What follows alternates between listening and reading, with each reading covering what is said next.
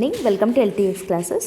మనము టీఎస్పిఎస్సికి సంబంధించి current affairs round up అని ఒక సిరీస్ని స్టార్ట్ చేసుకున్నాం కదా. So revision of current affairs చేయడానికి అని చెప్పి సో ఈ సిరీస్లో భాగంగా ఆల్రెడీ మనము టూ డేస్గా మనము 6 ఇంపార్టెంట్ కరెంట్ అఫైర్స్ ఆర్టికల్స్ని డిస్కస్ చేసుకోవడం జరిగింది. అండ్ ఈ రోజు సెషన్లో కూడా కొన్ని ఇంపార్టెంట్ కరెంట్ అఫైర్స్ ఆర్టికల్స్ని సెప్టెంబర్ మంత్కి సంబంధించినవే డిస్కస్ చేసుకోబోతున్నాం అనమాట. సో సెషన్ స్టార్ట్ చేసే ముందు important announcement from LTX classes ఏంటి అంటే, దసరా స్పెషల్ టీఎస్పిఎస్సి ఇన్ఫినిటీకి సంబంధించి కొత్త బ్యాచెస్ అనేవి స్టార్ట్ అవుతున్నాయి. స్టార్టింగ్ ఫ్రమ్ అక్టోబర్ ఆన్వర్డ్స్ కొత్త బ్యాచ్ అనేది ఫామ్ చేసి స్టార్ట్ చేస్తున్నాం అనమాట. సో మీరు టీఎస్పిఎస్సికి సంబంధించి if you want to go for online, then group 1 online course వచ్చేసి 35,000 రూపీస్. ఒకవేళ మీరు గ్రూప్ 2 అయితే ఆన్లైన్ కావాలి అంటే 12,000 రూపీస్ అనమాట. అలా కాకుండా మీరు ఆఫ్లైన్లో అంటే ఇన్స్టిట్యూట్కే వచ్చి క్లాసెస్ వినాలి అని అనుకుంటున్నట్టయితే దెన్ గ్రూప్ 1 ఆఫ్లైన్ బ్యాచెస్ కొత్తగా హైదరాబాద్లో స్టార్ట్ చేస్తున్నాము. అండ్ దీని ఫీ వచ్చేసి 40,000 రూపీస్. ఓకే, సో 40,000 రూపీస్కి ఇవ్వడం జరుగుతుంది. అండ్ గ్రూప్ 1 ఆఫ్లైన్ కానివ్వండి, గ్రూప్ 1 ఆన్లైన్ లేదా గ్రూప్ 2 ఆన్లైన్ ఏ కోర్సెస్ ఏవైనా కూడా మీకు లైఫ్ టైం వ్యాలిడిటీ తోటి రావడం జరుగుతుంది. ఓకే, సో మీకు మొత్తం సిలబస్ అవసరం లేదు, ఓన్లీ తెలంగాణ రిలేటెడ్ సబ్జెక్ట్స్ మాత్రమే చాలు అని అనుకున్నట్టయితే then you can go for TS pack. ఓకేనా, టీఎస్ ప్యాక్ ఎంత అంటే 5,000 రూపీస్ అనమాట. సో టీఎస్ ప్యాక్ మీరు సబ్స్క్రైబ్ చేసుకొని ఓన్లీ తెలంగాణ రిలేటెడ్ కోర్సెస్ని మీరు వినొచ్చు. ఓకేనా, అండ్ ఇప్పుడు మీకు చెప్తున్న ఫీజు ఏదైతే ఉందో అది 30th సెప్టెంబర్ వరకు వ్యాలిడ్ ఉంటుంది.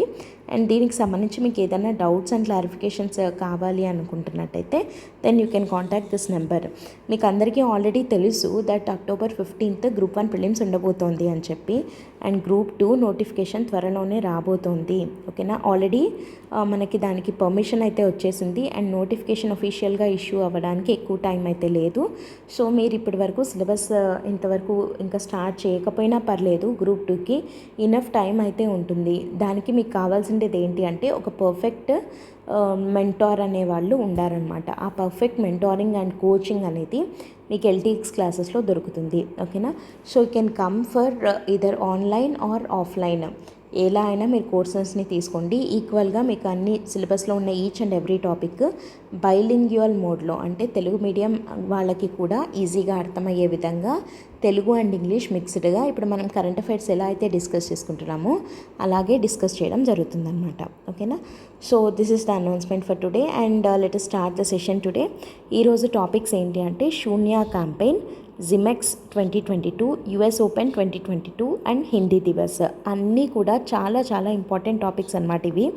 సో ఇప్పుడు మనం ఏంటి అంటే ఈ సిరీస్లో మళ్ళీ ప్రతి ఒక్క కరెంట్ అఫైర్స్ని డిస్కస్ చేయకుండా ఏ టాపిక్స్ అయితే ఇంపార్టెంటో, ఓకేనా, మనకి కొన్ని కేటగిరీస్ ఆఫ్ కరెంట్ అఫైర్స్ ఉన్నాయి అని మనం ఫస్ట్ వీడియోలో చెప్పుకున్నాం కదా, like sports, defence, schemes and persons in news, places in news అని చెప్పి. సో అలా మనము ఎవ్రీ మంత్ వైజ్ వెళ్తున్నాం అనమాట. ఓకేనా, ఆ మంత్లో వచ్చిన ఇంపార్టెంట్ కరెంట్ అఫైర్స్ని మాత్రమే ఇప్పుడు మనం రివిజన్ టైప్లో చేస్తున్నాము. ఓకేనా, క్విక్ రివిజన్ అనేది చేస్తున్నాము. అండ్ ఇది ఒక్క సిరీస్ మీరు ఫాలో అయితే కూడా ఈజీగా కరెంట్ అఫైర్స్ని అటెంప్ట్ చేయగలరు if you are going to attempt October 15th group 1 prelims. ఓకేనా, సో ఇది ఇంకెవరన్నా మీ ఫ్రెండ్స్ ఎవరన్నా గ్రూప్ 1 ప్రిలిమ్స్ రాస్తున్నా కూడా you please share this video so that అది వాళ్ళకి చాలా హెల్ప్ఫుల్గా ఉంటుంది. ఓకేనా, so let us start with the first topic ఏంటి అంటే శూన్య క్యాంపెయిన్. ఓకేనా, శూన్య క్యాంపెయిన్ జనరల్గా ఇలాంటి క్వశ్చన్స్ ఎలా అడుగుతూ ఉంటారు అని అంటే Shoonya campaign which was recently in news is related to what, ఈ క్యాంపెయిన్ అనేది దేనికి సంబంధించిండేది అని అడుగుతూ ఉంటారు. ఓకేనా, సో దేనికి సంబంధించిండేది అని అడుగుతుంటారు. ఇప్పుడు మనం చూద్దాం. శూన్య అంటే ఏంటి, శూన్యం అంటాం కదా, శూన్యం అంటే జీరో కదా. సో ఇది గుర్తుపెట్టుకోండి, తర్వాత మనం దీని గురించి డిస్కస్ చేద్దాం. ఓకేనా, శూన్య క్యాంపెయిన్, శూన్య అంటే జీరో కదా. సో అసలు ఈ శూన్య క్యాంపెయిన్ని ఎవరు స్టార్ట్ చేశారు, ఎక్కడ స్టార్ట్ చేశారు అన్నది కూడా మనకి ఇంపార్టెంట్. ఎక్కడ స్టార్ట్ చేశారు అంటే Shoonya campaign was held at న్యూఢిల్లీలో ఈ క్యాంపెయిన్ని తీసుకొని రావడం జరిగింది. And it was started by NITI Aayog. And ఇక్కడ ఇంకొక ఇంపార్టెంట్ థింగ్ ఏంటి అంటే నీతి ఆయోగ్ అంటున్నాం కదా, comment in the comment section that who is the CEO of NITI Aayog. CEO of నీతి ఆయోగ్ ఎవరు, ఓకేనా. సో అది కామెంట్ చేయండి. ఇది కూడా ఇంపార్టెంట్, ఎందుకంటే ఇంపార్టెంట్ ఇన్స్టిట్యూషన్స్ వాటి యొక్క చీఫ్స్ ఎవరైతే ఉంటారో వాళ్ళ మీద కూడా క్వశ్చన్స్ అడిగేదానికి స్కోప్ ఉంది, అండ్ ప్రీవియస్గా అడిగారు కూడా, ఓకేనా. సో మనము ప్రీవియస్ ఇయర్ క్వశ్చన్స్ని అనలైజ్ చేస్తే నెక్స్ట్ క్వశ్చన్ ఎలా వస్తుంది అంటే టీఎస్పీఎస్సీ యొక్క మైండ్ సెట్ ఏంటి అన్నది మనం అర్థం చేసుకోవచ్చు అనమాట.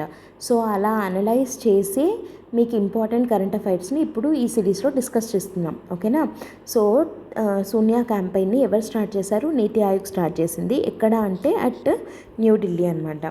అయితే ఇప్పుడు మనం చూద్దాము అసలు వాట్ అబౌట్ దిస్ శూన్య క్యాంపెయిన్. శూన్య క్యాంపెయిన్ దేని గురించి అంటే to accelerate India's transition to e-vehicles and thereby improve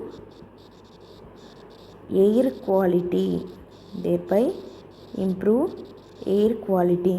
so శూన్య క్యాంపెయిన్ మెయిన్ ఆబ్జెక్టివ్ ఏంటి? శూన్య క్యాంపెయిన్ యొక్క ఆబ్జెక్టివ్ ఏంటి అంటే to accelerate India's transition to E vehicles. Transition అంటే ఏంటి? మార్పు కదా. సో ఇండియా మెల్లమెల్లగా ఈ వెహికల్స్ వైపుగా మారుతోంది, ఓకేనా.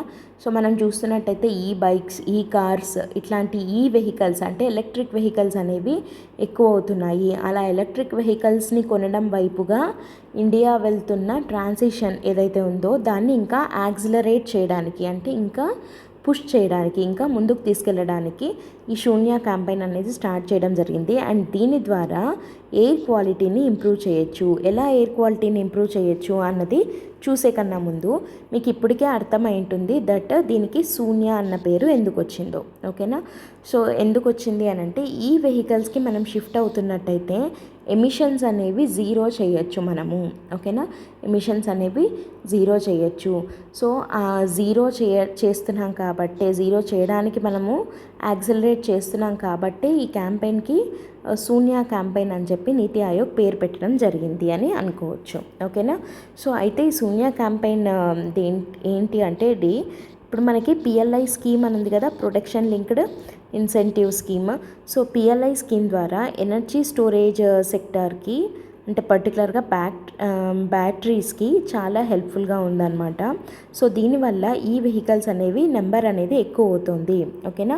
సో ఈ ట్రాన్సిషన్ ఏదైతే ఉందో అది ఎందుకంత ఇంపార్టెంట్ అని అంటే మనకి urban transport, okay, urban transport account for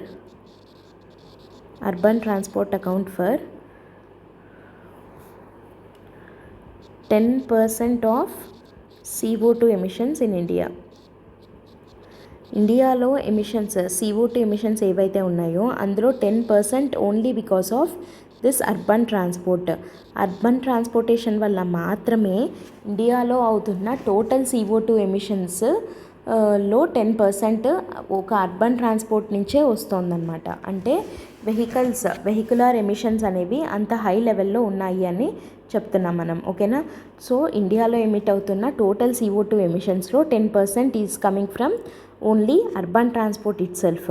so ఇప్పుడు అండ్ అది మాత్రమే కాకుండా it is expected that it will hike by 114%, అంటే మోర్ దాన్ 100% కన్నా ఎక్కువ ఈ ఎమిషన్స్ అనేవి పెరుగుతాయి అని ఒక ఎస్టిమేషన్ బై ద ఇయర్ 2030. యాక్చువల్గా 2030కి మనము క్లీన్ ఎయిర్ సస్టైనబుల్ డెవలప్మెంట్ గోల్ని అచీవ్ చేయాలి. కాకపోతే ఇక్కడ చూడండి ఇంకా రివర్స్లో అవుతుంది. ఏంటి అంటే ఇక్కడ 10% ఆఫ్ CO2 ఎమిషన్స్కి రెస్పాన్సిబుల్ అయిన urban transport even it is going to అంటే దీనికన్నా 100% కన్నా ఎక్కువగానే ఇంకా పెరుగుతోందన్నమాట బై 2030కి.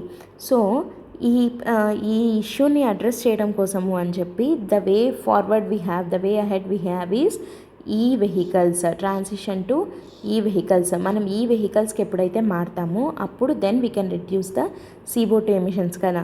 సో ఎంత రిడ్యూస్ చేయొచ్చు అని అంటే ఈ వెహికల్స్, EVs అంటాం కదా సింపుల్గా వాటిని, EVs they emit 40% less CO2 than combustion engine counter parts. దాని కౌంటర్ పార్ట్స్తో పోలిస్తే, అంటే డీజిల్ వెహికల్ కానీ పెట్రోల్ వెహికల్ కానీ అంటే కంబషన్ అయ్యి CO2 ఎమిషన్స్ జనరేట్ చేసేవి ఏవైతే ఉన్నాయో వాటితో కంపేర్ చేస్తే ఎలక్ట్రిక్ వెహికల్స్ 40% లెస్ CO2ని ఎమిట్ చేస్తాయి. ఓకేనా, 40% లెస్ CO2ని ఎమిట్ చేస్తాయి. కాబట్టి మనం ఈ వెహికల్స్కి ట్రాన్సిషన్ అనేది ఇండియాలో చాలా అవసరం ఉంది. అండ్ ఆ ట్రాన్సిషన్ని యాక్సిలరేట్ చేయడానికి నీతి Aayog started a campaign called శూన్య క్యాంపెయిన్. ఓకేనా, సో దీంట్లో ఏంటి అని అంటే ఎనర్జీ స్టోరేజ్ సెక్టర్, అంటే మనకి ఈ వెహికల్స్లో ముఖ్యంగా ఉండాల్సింది ఏంటి, పవర్ని స్టోర్ చేసుకునే బ్యాటరీస్. సో ఆ బ్యాటరీ సెక్టార్కి పుష్ ఇవ్వడం కోసం పెట్టిన క్యాంపెయినే శూన్య క్యాంపెయిన్. ఓకేనా, ఇది శూన్య క్యాంపెయిన్ అంటే. And let us move on to the second topic ఏంటి అంటే జిమెక్స్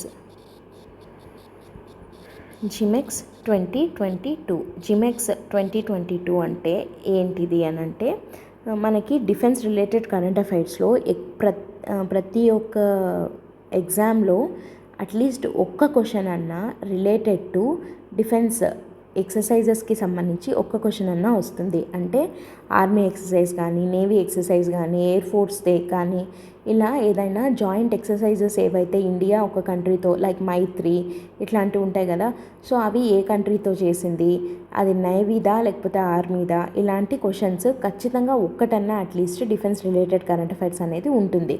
సో ఆ కేటగిరీ కిందికి వచ్చేదే ఈ జిమెక్స్ 2022 అనేది. ఓకేనా, సో అసలు ఈ జిమెక్స్ 2022 అంటే ఏంటి అంటే ఇది ఒక యాక్రోనిమ్ లాంటిది అనమాట.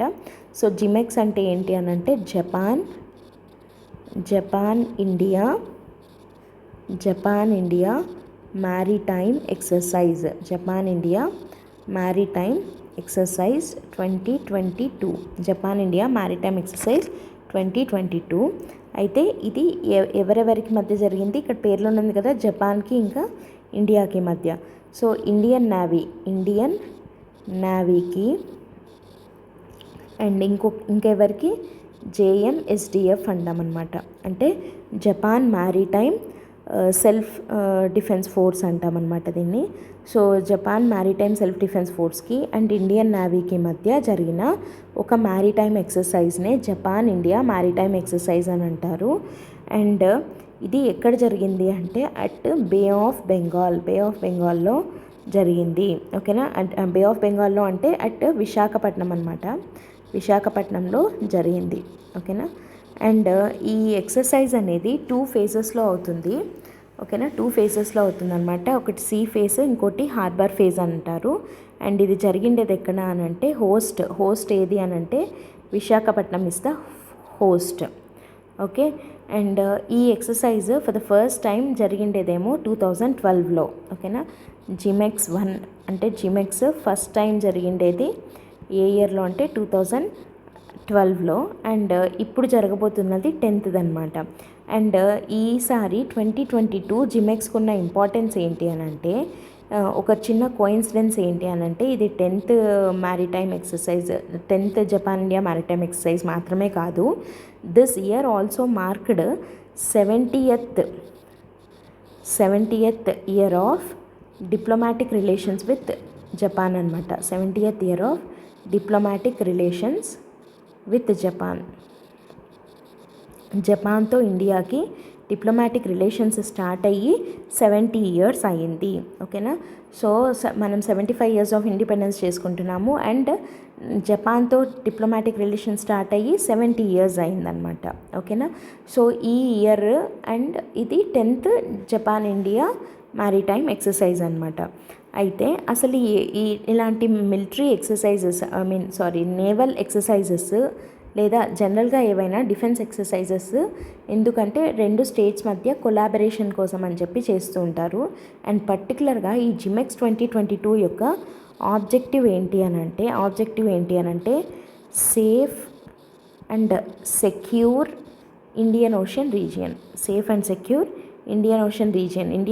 రీజియన్ని సేఫ్ అండ్ సెక్యూర్గా ఉంచడము అన్నది ఈ జిమెక్స్ యొక్క మెయిన్ ఆబ్జెక్టివ్ అనమాట. ఓకేనా, సో ఇక్కడ ఒక ఇంపార్టెంట్ పాయింట్ ఏంటి అని అంటే ఇండియన్ నేవీ తరపున పార్టిసిపేట్ చేసినవి ఏవి అని అంటే సహ్యాద్రి అనేది ఒక స్టెల్త్ ఫ్రిగేట్. ఓకే, సహ్యాద్రి అనేది ఒక స్టెల్త్ ఫ్రిగేట్ అనమాట. సో సహ్యాద్రి ఒకటి, and Kadmatt and Kavaratti. So ఈ కద్మత్ అండ్ కవరట్టి వచ్చేసి యాంటీ సబ్మెరైన్ వార్ఫేర్ అనమాట. యాంటీ సబ్మెరైన్లో ఆపరేషన్స్లో భాగంగా వాడతారు ఈ రెండింటిని. అండ్ ఇది వచ్చేసి సహ్యాద్రి వచ్చేసి స్టెల్త్ ఫ్రిగేట్. సో ఈ మూడు very important part of this JIMEX 2022. And ఈ మూడు కూడా ఇండిజినస్లీ బిల్ట్ అనమాట. సో ఏవేవి కద్మత్, కవరట్టి అండ్ సహ్యాద్రి అనేవి. సో ఈ మూడు జిమెక్స్ 2022లో పార్టిసిపేట్ చేయడం జరిగింది. ఓకే, అండ్ ఇది సెకండ్ టాపిక్. జిమెక్స్ 2022 ఎక్కడ జరిగింది అంటే హోస్ట్ ఏది అంటే విశాఖపట్నము, బే ఆఫ్ బెంగాల్లో జరిగింది. Between Indian navy and Japan maritime self defence ఫోర్స్కి మధ్య జరిగింది. ఓకేనా. అండ్ అలా అయినా అడగచ్చు, లేదా ఏ కంట్రీతో రీసెంట్గా India 70th year of diplomatic రిలేషన్స్ని చేసుకునింది, I mean marked, which country marked అని అడగచ్చు. సో మనకి ఇంటర్నేషనల్ కరెంట్ అఫైర్స్ రిలేటెడ్ ఇలాంటి క్వశ్చన్స్ వస్తూ ఉంటాయి అన్నమాట. ఏ కంట్రీ అంటే జపాన్ తోటి మనకి 70 years ఆఫ్ డిప్లొమాటిక్ రిలేషన్స్ అనేది దీనికి కోఇన్సిడెంటల్గా జరగడం అయింది. ఓకేనా. So let us move on to the third topic ఏంటి అని అంటే యుఎస్ ఓపెన్ 2022. సో జనరల్గా ఇది స్పోర్ట్స్ రిలేటెడ్ కరెంట్ అఫైర్స్ అయితే సింపుల్గా అడగాలి అని అంటే యుఎస్ ఓపెన్ అనేది ఏ స్పోర్ట్కి సంబంధించింది అని కూడా మనల్ని అడగచ్చు, లేదా కొంచెం డెప్త్కి వెళ్తే యుఎస్ ఓపెన్ 2022 యొక్క విన్నర్స్ ఎవరు అని అడగచ్చు. ఓకేనా. సో యుఎస్ ఓపెన్ 2022 అనేది టెన్నిస్కి సంబంధించింది. ఓకేనా, టెన్నిస్ స్పోర్ట్కి సంబంధించింది. అండ్ ఇది ఏ కేటగిరీస్లో జరుగుతుంది అని అంటే మెన్స్ సింగిల్స్ జరుగుతుంది, ఉమెన్స్ సింగిల్స్ జరుగుతుంది, మెన్స్ డబల్స్ జరుగుతుంది, ఉమెన్స్ డబల్స్ జరుగుతుంది, అండ్ మిక్స్డ్ డబల్స్ అంటాము, మిక్స్డ్ డబల్స్ కూడా జరుగుతుంది.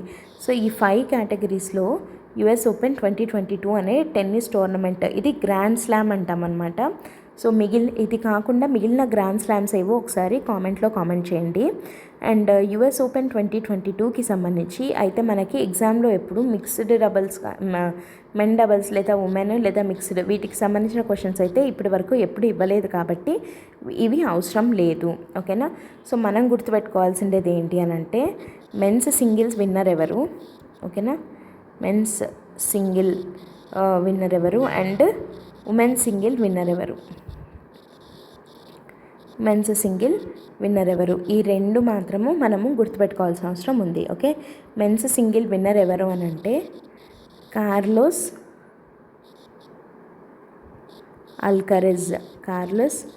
అల్కరెజ్ అనే అతను. అండ్ విమెన్స్ సింగిల్కి వచ్చేసి ఇగా స్వియాటెక్. ఓకే. సో ఈ కార్లస్ అల్కరెజ్ గురించి ఇంకొక ఇంపార్టెంట్ అండ్ ఇంట్రెస్టింగ్ ఫ్యాక్ట్ ఏంటి అని అంటే ఇతను just 19 years old. Okay, 19 years old అనమాట ఇతను. And he belongs to Spain కంట్రీకి చెందిన అతను అనమాట. 19 years old. So 19 years old అతను ఒక గ్రాండ్ స్లామ్ అయిన యుఎస్ ఓపెన్ 2022 మెన్స్ సింగిల్లో విన్నర్ కాబట్టి, అండ్ ఇక్కడ స్పెషాలిటీ ఏంటి అని అంటే he was the youngest player to win US open అనమాట. Youngest player to win US open కాబట్టి మనకి ఈ పాయింట్ చాలా important. So who is the youngest player to win US open 2022 అంటే Carlos Alcaraz. And next one women's సింగిల్కి సంబంధించి ఒక point ఏంటి అంటే ఈగా స్వియాటెక్ అనే అమ్మాయి పోలాండ్కి చెందిన ఆమె. ఓకే, పోలాండ్కి చెందిన ఆమె. And she is the first Polish women to win. ఇప్పటి వరకు పోలాండ్కి చెందిన ఏ ఉమెన్ ఈ టైటిల్ని విన్ చేయలేదు. Okay, first Iga Swiatek was the one who is the first Polish women to win అనమాట. ఓకే, అండ్ ఇక్కడ మనకు యాక్చువల్గా మెన్స్ డబల్స్ ఇవేవి అడగరు, బట్ మెన్స్ డబల్స్కి సంబంధించి ఒక ఇంట్రెస్టింగ్ ఫ్యాక్ట్ ఏంటి అని అంటే మెన్స్ డబల్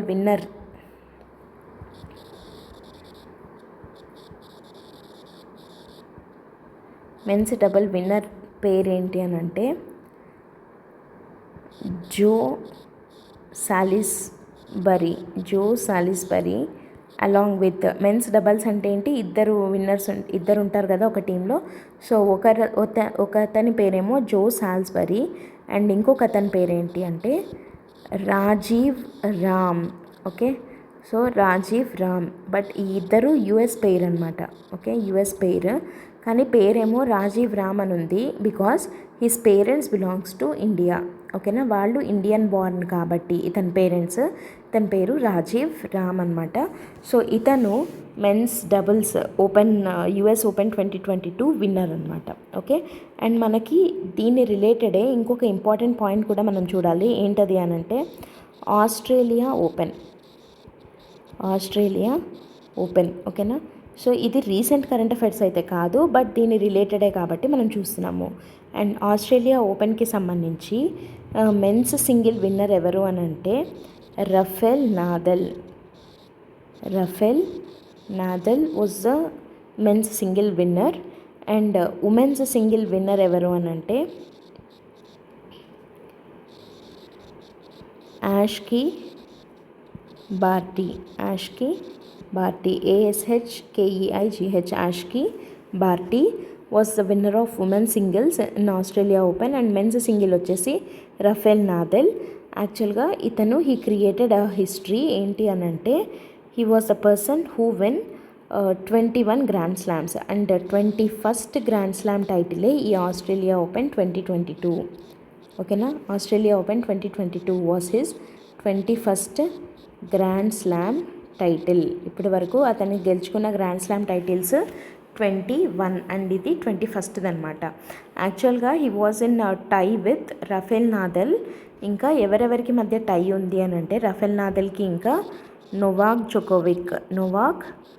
జోకోవిక్కి మధ్య అండ్ రోజర్ ఫెదరర్. సో ఈ Roger Federer, Novak Djokovic and Rafael Nadal వీళ్ళు ముగ్గురు టైలో ఉన్నారు బికాస్ వీళ్ళిద్దరు కూడా 20 గ్రాండ్ స్లామ్స్ విన్ అయ్యారు.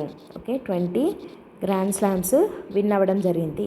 అయితే ఈ ముగ్గురులోకి 21st గ్రాండ్ స్లామ్ విని కొద్దిగా అప్పర్ హ్యాండ్ తెచ్చుకున్నది ఎవరు అని అంటే రఫెల్ నాదల్ అనమాట. ఓకేనా, so Rafael Nadal and Australia ఓపెన్లో హీ డిఫీటెడ్ డేనియల్ మెద్వదేవ్ అనే అతన్ని ఓడించి Australia Open men's single winner అయ్యాడు. ఓకేనా, అండ్ ఇక్కడ ఇంకొక ఇంపార్టెంట్ పాయింట్ ఏంటి అని అంటే ఈ నోవాక్ జోకోవిక్ ఎవరైతే ఉన్నారో he was not allowed to play in Australia ఓపెన్లో ఈ నోవాక్ జోకోవిక్ని ఆడనివ్వలేదు because he was not vaccinated with Covid వ్యాక్సిన్ని అతను వేయించుకోలేదు కాబట్టి. As he was not vaccinated, ఇమిగ్రేషన్లోనే అతనికి ఇష్యూ రావడం చేత నోవాక్ జోకోవిక్ ఆస్ట్రేలియా ఓపెన్ 2022ని ఆడలేకపోయాడు. So he missed the chance of creating a history. ఏంటది అని అంటే 21st గ్రాండ్ స్లామ్ టైటిల్ గెలుచుకున్న టెన్నిస్ ప్లేయర్గా రఫెల్ నాదల్ హిస్టరీని క్రియేట్ చేయడం జరిగింది. ఓకేనా, సో హిస్టరీని క్రియేట్ చేయడం జరిగిందనమాట. అండ్ ఇప్పుడు మీకు ఇంకొక ఇంపార్టెంట్ క్వశ్చన్ ఏంటి అని అంటే రీసెంట్గా ఏ tennis player 2 days back a tennis player announced retirement, which tennis player announced his retirement very recently. ఓకేనా, సో అది కామెంట్ చేయండి. ఓకే, అండ్ ఇది ఆస్ట్రేలియా ఓపెన్కి సంబంధించి. అండ్ నెక్స్ట్ 4th టాపిక్ ఏంటి అంటే హిందీ దివస్. ఇది ఒక చిన్న ఇంపార్టెంట్ టాపిక్ మనకి, ఎందుకంటే హిందీ దివస్ అంటే మనకి ఇంపార్టెంట్ డేస్ అండ్ ఈవెంట్స్. ఇది ఇంకొక ఇంకొక పార్ట్ అంటే కరెంట్ అఫైర్స్ అడుగుతున్న కేటగిరీస్లో ఒక కేటగిరీ ఇంపార్టెంట్ది ఏంటి అంటే important days and events. So మనం మంత్ వైజ్ ఇంపార్టెంట్ డేస్ ఏమున్నాయన్నది చూసుకుంటూ వద్దాము. దాంట్లో సెప్టెంబర్లో other than teachers day and teachers day వచ్చేసి September 5th మనకు తెలుసు. And September 15th is engineers day which is the birthday of Mokshagundam Visvesvaraya గారు. ఆ రెండు పక్కన పెడితే ఒక ఇంపార్టెంట్ డే ఏంటి అని అంటే హిందీ దివస్. ఇది September 14th. Okay, September 14th. So every year September 14th Hindi Diwas was celebrated to commemorate the Hindi లాంగ్వేజ్ని అఫీషియల్గా చేసిన డే అనమాట ఇది. ఓకేనా. సో ఎప్పుడు చేశారు హిందీ యాజ్ అఫీషియల్ లాంగ్వేజ్ అంటే ఆన్ September 14th, 1949. September 14, 1949 రోజున government of India adopted, constitutional assembly of India adopted Hindi as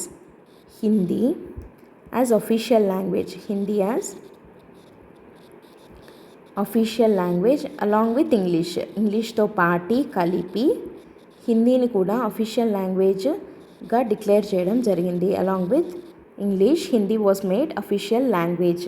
ఓకేనా. సో అండ్ దీనికి సంబంధించి కాన్స్టిట్యూషనల్ ప్రొవిజన్ ఏంటి అని అంటే ఆర్టికల్ 343 అనమాట. ఈ ఆర్టికల్ 343 ఏం చెప్తుంది అంటే Hindi in Devanagari script is also official language అని చెప్పి చెప్తుంది. ఓకేనా. అండ్ హిందీకి సంబంధించి ఒక ఇంపార్టెంట్ ఫ్యాక్ట్ ఏంటి అంటే ఇది third most spoken language. Okay, third most spoken language అంటే అందరూ ఎక్కువగా మాట్లాడే భాషలు అన్న కేటగిరీలో ఇది థర్డ్ ప్లేస్లో ఉంది. ఓకేనా. With 602.2 million people speaking it. 602.2 million people ఈ స్పీకింగ్ హిందీ అనమాట. సో ఇది థర్డ్ మోస్ట్ స్పోకెన్ లాంగ్వేజ్ అవుతుంది. And first most spoken language ఏది అని అంటే మ్యాండ్రిన్ చైనీస్ అని అంటాము. So third most spoken language is Hindi అనమాట. ఓకేనా. అయితే ఇప్పుడు ఇంకొకటి ఏం గుర్తుపెట్టుకోవాలి మనకి ఇక్కడ అంటే యాక్చువల్గా గాంధీజీ గారు advocated that Hindi needs to be national లాంగ్వేజ్గా హిందీని చెయ్యాలి అని చెప్పి 1918లోనే గాంధీజీ గారు ప్రపోజ్ చేయడం జరిగింది. బట్ ప్రస్తుతానికి హిందీ అనేది ఒక అఫీషియల్ లాంగ్వేజ్ మాత్రమే, కానీ it was not declared as the national language of India అనమాట. ఓకేనా.